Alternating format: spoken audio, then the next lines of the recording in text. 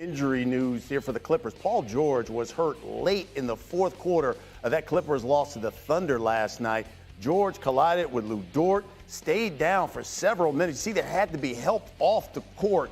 Ty Lue said George is still being evaluated. You know, the Clippers have certainly struggled with injuries. When you talk about the George and Kawhi this season, especially they've played just 35 games this season without both of them on the floor, going 14-21. But when they both are on the floor, that record, 10 games over 500. Well, let me just say one thing real quick.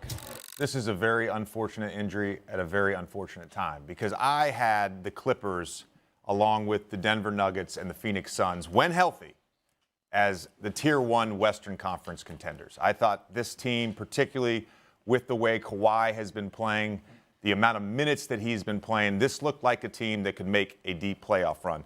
Now, without knowing the extent of this injury, the reality is he's probably going to be out at least a few weeks. It looked like a hyperextension at best.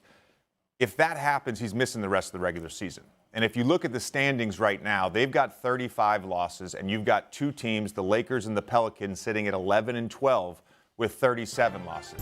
The reality is the Clippers could fall out of the play-in. That's how far they could fall. You look at their remaining schedule. They've still got another game against Oklahoma City, who they lost to last night. They've got 2 games against the Pelicans, who are sitting in that 12 spot. They've got 2 games at Memphis, who's trying to lock up the 2 seed. And they've got another game against the Lakers, who are trying to get into the play-in game. The only game they have left on their schedule against a team that's really not going to be playing for anything is the second to last game against Portland. So every single night, this team is going to be tested. And it's not just Paul George's injury. Norman Powell, who's their 3rd leading scorer this season, he's been out since March 2nd with a shoulder injury. The team announced Sunday he'd be reevaluated. They'd update his injury on Sunday. He's been out as well.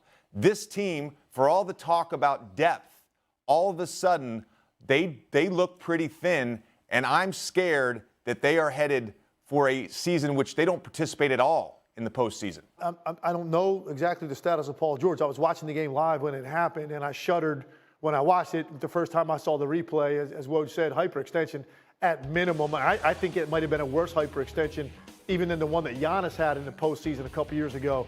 We were shocked he came back from that. So who knows what the overall extent's going to be, but if Paul George misses the rest of the year or the rest of the regular season and tries to come back for the playoffs, I think this could cook the Clippers' chances. And I've actually been holding out hope that this was one team, along with Phoenix, once we see Kevin Durant, that could potentially beat Denver. But if Paul George is not around, I don't see how the Clippers are possibly going to be able to pull that off. They have a deep team, but you can't miss that much offense. The season is over for the Los Angeles Clippers if they don't have Paul George. It's that simple. They're not going anywhere. It's that simple. There's no way on earth that you're looking at this squad. And I've got, listen, Kawhi Leonard is a star, even though Lou Dort did put him on lockdown in those last few seconds last night. I mean, have we watched Oklahoma City? I mean, has anybody watched them? We didn't expect them. We projected them to go into the. Yes, you did. Of course you did, JJ. I mean, it's what you do. The old man and the 3. This is what we do. We understand. But the point is, at the end of the day, here's the bottom line.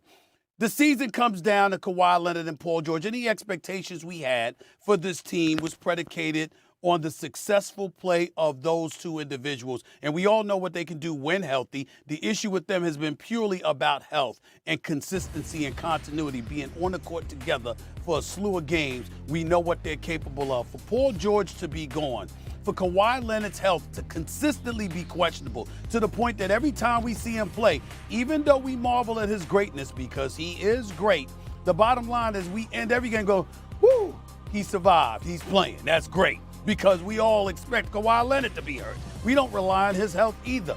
So when you look at the Los Angeles Clippers, although they're no scrubs, and although they've got guys that can play, the Norman Powells of the world, the Terrence Manns of the world, who can play. I even like Zubac, to be quite honest with you. Of course, Morris is on the squad as well. We look at this team, and their success is predicated on the health and availability of Kawhi Leonard and Paul George together. Without one of them, they're a respectable team that's going home early. It is that simple. It doesn't need to be more complicated than that. I want to note one thing real quick.